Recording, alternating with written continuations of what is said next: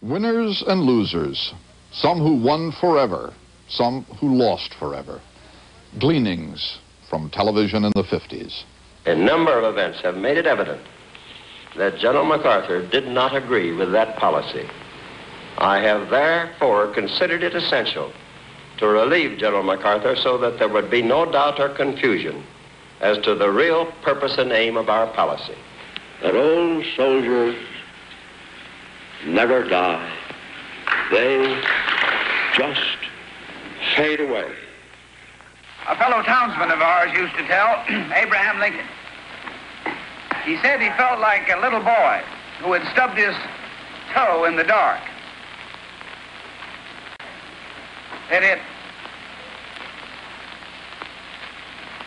That he was too old to cry, but it hurt too much to laugh.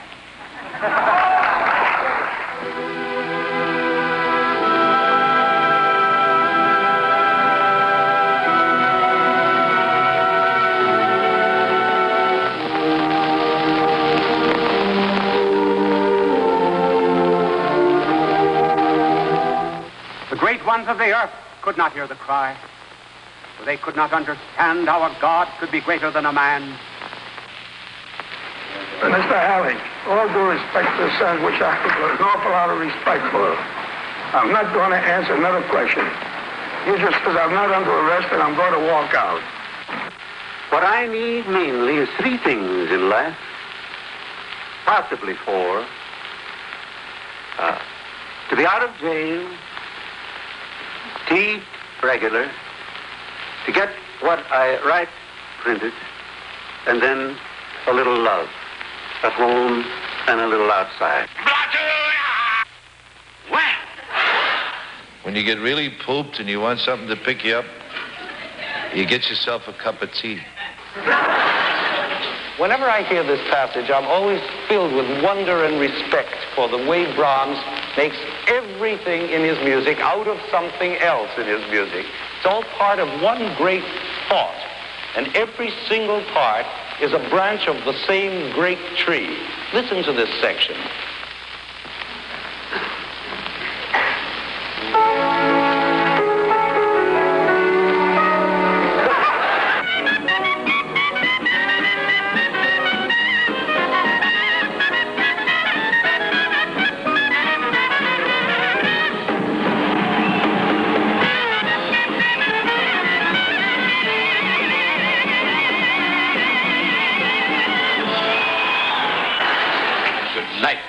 Calabash, wherever you are.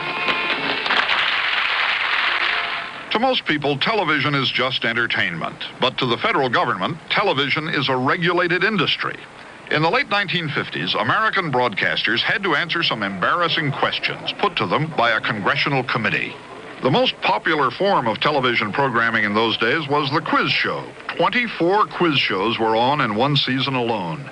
Millions of people watched millions of dollars given away to ordinary people who seemed to have extraordinary knowledge.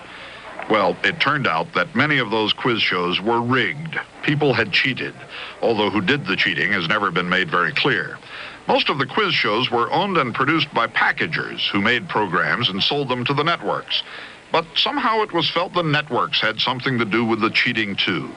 In the late 50s, Dr. Frank Stanton, then president of CBS, threw all the quiz shows off his network. The question to him is, when did CBS first realize there were rigged quiz programs on the network, and what did you do about it? Well, the first tangible evidence we had was early in August of 1958, and within a week of the charges, we took the program off the air. Dr. Stanton, do you think it is possible to put on quiz programs that are not rigged, or that are free from any possibility of rigging? In the action we announced back in October, we did not think it was possible to put on quiz programs with big money stakes and lavish prizes where you weren't running the risk of the possibility of rigging. How were the quiz shows rigged? Well, there were lots of quiz shows, and they were all handled differently.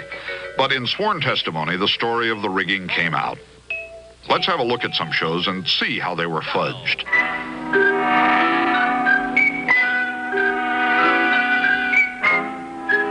Every quiz show purported to hold the questions secret, some locked up in bank vaults by respected members of the community. From this point on, all questions come from the locked vaults of Manufacturers Trust Company.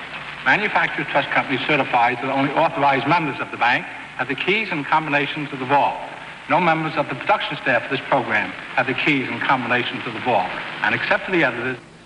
The editors testified before a congressional committee that if they wanted to know what the questions were, they just went in and got them. Quoting from a sworn deposition. I had a key to the safe, and I and my assistant would go in to get the questions. Question. Was a full series of questions generally kept in the bank? Answer. Not a full series. Question. One of the purposes of the bank was to give the impression that it was impossible for the contestant to get advance help of any kind? Answer. Yes. Question. Was this a false impression? Answer. Yes. So this bank official, who didn't know how it was done, was simply misled when he said, "No one has seen these questions. Not Mr. March, not even I."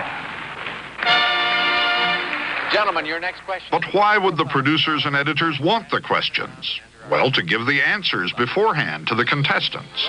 Somebody up there made very strong hints about which contestant he would like to see win or lose, and somebody in middle management would take the hint as law. Look, here comes a very hard question to a contestant, even a contestant specialized in knowledge of the theater. Romance plays a major part in countless plays. I will name the feminine member of a romantic team from 2 different American plays. For $4,000 in each case, first, name the play from which the character comes, and then name the male half of this theatrical romance. The first character is Patty O'Neill, and the second character is Maggie Cutler. The contestant is Wilton Springer, who submitted the following statement to the House Investigating Committee. It reads in part, "About 1 or 2 hours prior to my appearance on the program, I had a meeting with a producer in a dressing room. To some of the questions she asked me, I knew the answers. If I didn't know the answer, she supplied the answer." Here's one of the answers he was given. That would be the man who came to dinner. Name the male half of this theater romance. That's Bert Jefferson. You're right, and still champion. Come on out.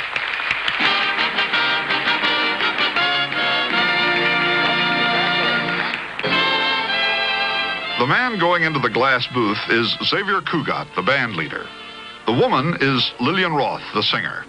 Somebody wanted Miss Roth to lose and Cugat to win. So one of the producers went to Mr. Cugat's hotel, and from Mr. Cugat's sworn testimony, this is what took place.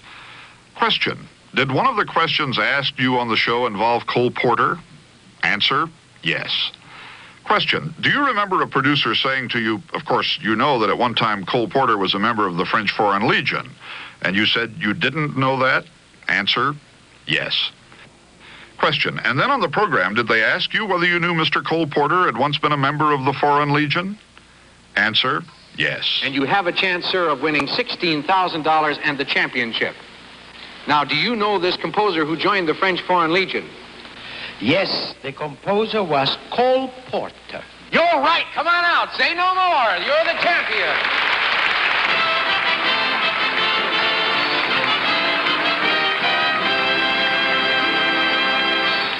Why cheat in front of millions of people? Or was it cheating?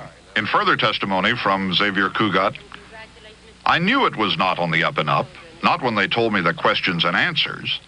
Question. So you went into this thing knowing that the show was fixed and you were participating as a routine performance of entertainment and there was no contest at all. Answer. I felt it was entertainment. What they wanted from me was a show. That is what I tried to give them. Question. It was entertainment as far as you were concerned, but as far as people watching the program were concerned, they were deceived, were they not? Answer. Now I know that they were. These scenes of suspense were not all phony, but enough were so that everybody was embarrassed. These highly rated and cheap-to-produce broadcasts disappeared from prime time.